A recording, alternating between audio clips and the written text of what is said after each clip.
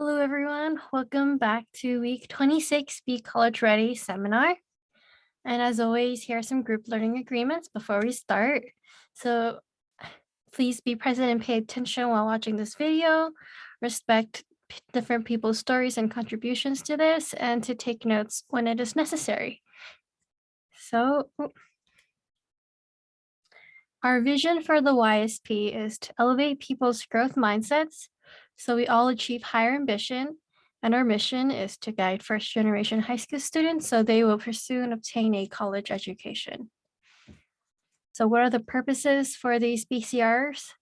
The purpose for these are to guide you towards being ready for college, to help you build your portfolio to prepare for college and scholarship applications, and to increase your awareness of who you are and what direction you want to go. So to prepare for this session, please open your YSP journal, a Google Docs, a notebook, whatever you need to take notes for your assignments. So I know it's been a week or two, so we will be reviewing what we have learned in the past sessions, and we will be reviewing how to choose your college list. So when you're trying to choose a college, you should be thinking about what you want to get out of it, right? So do you want a certificate? Do you want an associate's degree? Do you want associate's degrees for transfer? Do you want a bachelor's degree, doctoral, master's, professional? Right? Which one would you like? So depending on which one you want, you could choose which school you want to go to. So if you choose a 2-year college, you have all that right there to the left that shows you what the 2-year college can give you. And then right here to the right, it shows you all the different pathways you have available if you do go to a 4-year college. And remember the 5 factors we talk about when thinking about our preferences. It is size, location, people, academics, and social. And of course, cost will be part of your preferences, but we want to disregard the cost factor for now because there's a lot of help you can get in terms of cost versus size, location, people, academics, and social. There isn't much change you can do, right? So for cost, we can get financial aid, we can get scholarships, we can argue with the admission officer to give us more money, right? So now thinking about our preferences for size, when you're thinking about the factor for size, you should be thinking about how many students there are, how big a typical freshman class is, how big is the usual undergraduate class, right? Some of them have 400 or 500 people. Is that what you want? Some classes only have 30 people max. Is that what you want? So think about size in terms of that. Then in terms of location, think about how far it will be from your home, how much, because it'll add on to transportation costs, right? So how are you going to get there? How are you go home during the breaks? Where you going to go hang out with your friends, right? And other questions you should be thinking about considering in terms of location is it in a rural, urban, suburban settings? Can you stand being in a rural area? Do you like being in a very urban area? Everyone has their own preferences, so it's important for you to think about that unless you know you can adapt to it. And other stuff you can think about is what is the area surrounding the campus like? It's very similar to rural, urban, suburban, but there's more to just that. And then in terms of people, you should think about who the students are. How does the general student population look like? How diverse will it be? Where they come from? Do you have a preference on how diversity might look like, right? So when you look at the underserved community colleges, like the HBCUs, women colleges, is there a specific one you prefer, right? And in terms of academics, which I feel is most important, are what majors are available, who teaches the courses, and the academic reputation of the college. So you don't limit yourself to what you can study and what you're interested in based on your college. So yeah, in terms of social, you should think about what type of clubs are there, what type of teams, are there any Greek life, if you do care about that. And clubs and teams are important, especially for those who are into sports, who wants a really good social life, like how is the school known for in terms of social, right? And now this week we'll be talking about college admissions choosing you. So we will be learning about the number of applicants and then understanding how you are being judged by admission officers. So part one is college admissions statistics. So how many freshmen applied to UCLA in 2019 to 2020? Take a guess, write it down, jot it down somewhere in your notes.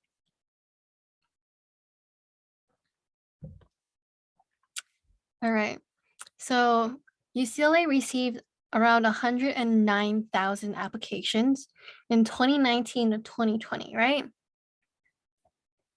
And guess how many freshmen applied to UCLA in 2020 to 2021? So in 1 year, how great of a difference could the applications be? So there's 139,500 applications approximately. So as you can see that UCLA had a really ridiculous year with an increase of 30,500 applicants approximately. And they saw a historic increase in, so that in 1 year went up 20,500 students in terms of application.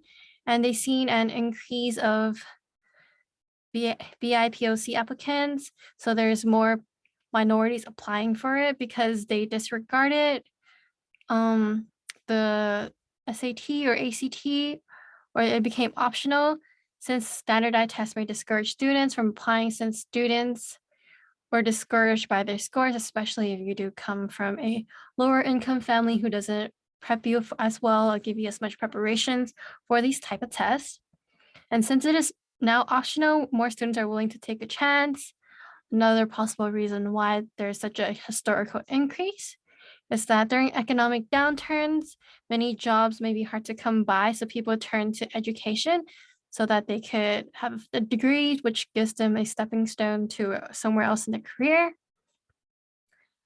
Since education is more valued, and programs like Wise Scholars and increased school efforts around guiding people to college, which is why the application pool just keeps increasing every single year. So that's the reason why the application pool blew up. So again, this is how many students applied to be in the freshman class for 2019 to 2020, 109,000 applications. And guess how many freshmen were offered admissions from 2019 to 2020? Take a quick guess. Now we'll reveal it right now. So they only accepted 15,600 applications from 109. So that's about 1 every 7 students will be selected to go to their school. So you look around and there's 7 people, only 1 of you can get into UCLA, everyone else cannot get into it. Yeah, it's very competitive out there, and it's just going to be even more competitive from now on because of the test optional and because of programs like this. So I want you to compare. So from 2020 to 2021, they accepted 15,000 students. So they accepted 600 less applications despite receiving even more applications, right? Because we saw on a different slide at first, there is an increase of 20,500 applications. Yet they accepted even fewer people. So 600 people were accepted, or 600 less people were accepted, and the acceptance rate dropped 3% for freshman class. It went from 14% to 11%. I wouldn't be surprised if it's going to go down to a single digit soon because of all this, so many more applications that they're applying for. Okay, so many more applications that are getting received by UCLA. Okay, now look at Stanford. Stanford is even more competitive because Stanford is a smaller school. It is a 4% acceptance rate, so about 1 of every 25 student can make it into Stanford. That applied, of course. Um, so from 2019 to 2020, they accepted 159 fewer applications, which dropped the acceptance rate from 5.2 to 4%, which is a decrease of 1.2% despite being such a competitive school already. It just becomes even more competitive to get into. So after knowing all these data and knowing all these statistics about how college admission looks like, we need to start thinking more like a college admission folk. So we can get into the schools we want, right? So think to yourself, how do college admission officers choose which students they want? We talked about it in the couple weeks ago or a couple months ago, actually. It's been a while. So try your best to think about it and write it out in your journal. And it might be on the assignment, it might not, but I recommend you to take notes for this. All right, so now we'll be considering what factors colleges are judging you on. So classes. So they want you to meet the requirements like the A through G courses you have to go through in order to apply for the UC system and the Cal State system. And they want to see a challenging workload. Like if they want to see you take honors classes, do you want to see you take AP classes, IB classes, community college courses? They want to see that you're able to handle such challenging workload because it'll be the same thing in college, if not worse. So if you can excel in these classes and do well, then you can definitely do well in the college that you're applying for. So our recommendation for you in terms of the classes factor is that your GPA, not GPA, we want you to take charge of your school schedule. Remember your counselor's primary job is to make sure you have your classes lined up to graduate high school, right? So it's just a minimum requirement they're trying to get you into. So if you're thinking about doing a free period or you want to become a teacher's assistant, really think about the pros and cons within the context of college admissions, right? So think about ways your classes could be manipulated sort of to explore interests and develop a specialty so you can write it in your college essay and they understand how you're more like as a person and a student. I want to talk more about taking the different classes for home period. For senior year, I had a home period, but during my home period, I didn't just go straight home, right? During my home periods, I went to tennis practice. I had an internship, that's why I had a home period and they allowed it. And during the internship, I learned a lot of different stuff. And another semester, I got a home period again because I was taking community college classes outside of my high school because my high school did not offer what I wanted. And I was also a TA at the same time. So I had a home period and I was a college peer counselor for a period. So I helped my peers apply to college and help them with the college application process, just like what I'm doing right now in the YSP. Yeah, so I did this to develop my specialty, right? Because I thought I wanted to go into counseling or become a teacher. That's why I was trying different things. But remember to consider all these different factors when you're thinking about your schedule and the classes you're taking for high school.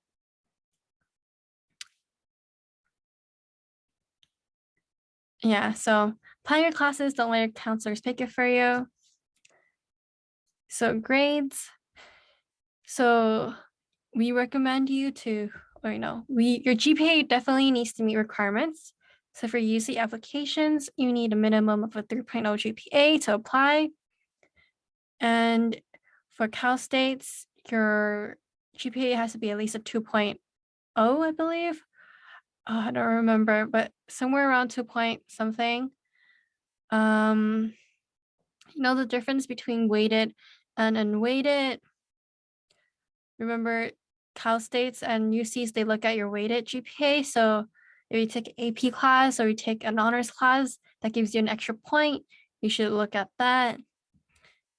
So yeah, we recommend you to retake all your classes before senior year to replace your D's and F to show that you have finished your requirement and you don't have to think about it later on, and to maintain a high enough GPA so you can qualify for more scholarships. Yeah, so for scholarships, usually the minimum is usually a 3.0 or 3.5 if it's competitive. Sometimes it can go as low as 2.0, but try keeping your GPA high, especially if you're looking into scholarships and internships during high school. I think for internships in high school, it can be more competitive, especially if you're trying to apply for programs like college programs besides from what the YSP. It is important to maintain it. And another factor that college admissions folk look at it is extracurricular activities. Like we said back then, explore your interests, develop your specialty, show leadership, understand what you're gaining from it, right?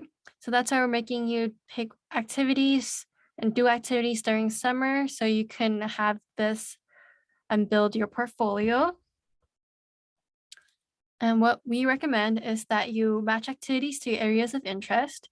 So if you want to become an editor, you want to major in journaling, you would probably go do some newspaper activity.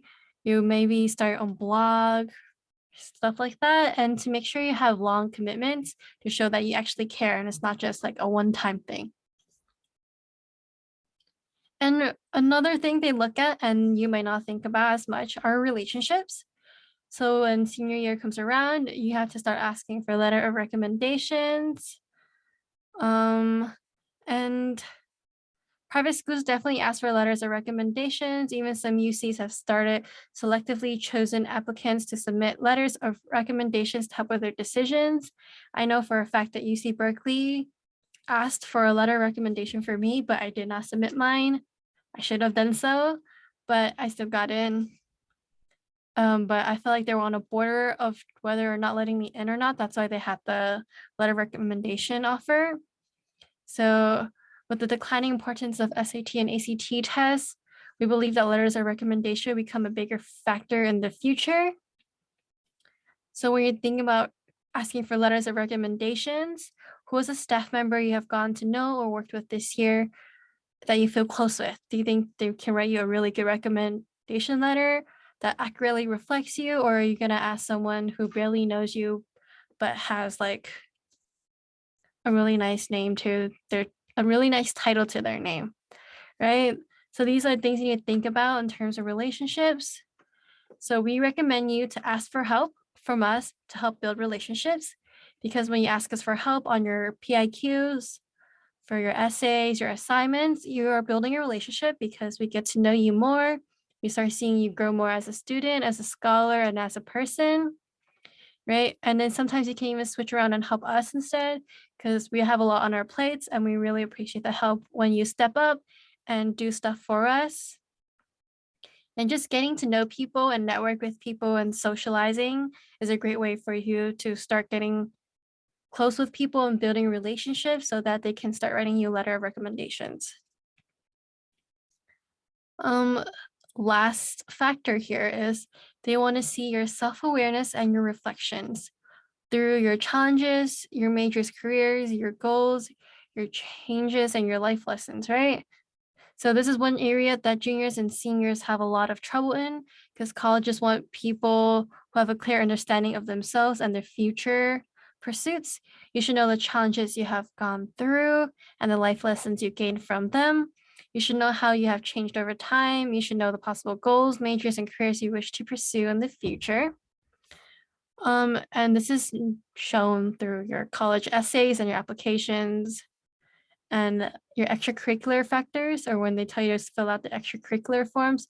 That's how you show your self-awareness and reflection of who you are and what you want to do. So our recommendation is to make some time to reflect for yourself, because self-reflection is a muscle that needs practicing. And if you choose to wait until senior to do this, you will have forgotten a lot of your life experience and you will have a really difficult time writing these essays about yourself. So don't get to that point and make it a habit to reflect every week and jot down your reflections. And that's why we also give you a lot of assignments where you reflect on what you want to do, what are some goals you have, why you want to do this activity. That's why we give you all these assignments so you can build this up for your college essays your senior year. Right, so here are some regrets we're going to tell you for most seniors from Y Scholars is missing classes for college requirements and like having a low GPA or like a GPA that does not qualify for scholarships. So try to keep your GPA up there. And they were in a lot of activities, but they don't know how to talk about them and turning in their applications last minute. I can speak about the last point very personally. My friends submitted their UC applications right at 12 a.m. or like 11:59 p.m. the day of, and the portal was crashing. So she couldn't refresh the page. She couldn't move the website for like a good 20 minutes because everyone was submitting it last minute and the system got overwhelmed. So do not turn in your applications last minute, guys. So remember, be informed about college applications. Search up when these college applications are due, especially for private schools. Each deadline is really different. So you can manage it through the common application. And the most common ones are UC and Cal State. They usually do like November 1st. But again, because of pandemic, the timeline has changed. And to dedicate time every week to reflect, research, and plan next steps. And if you don't, then we will give you assignments every now and then for something like that, right? For you to get ahead of the game. And here's the end of the video. I remember if you're watching the video, here's an assignment that you're supposed to turn in and submit to make it for your absence for your session. And that will be it today. Thank you very much for watching the video.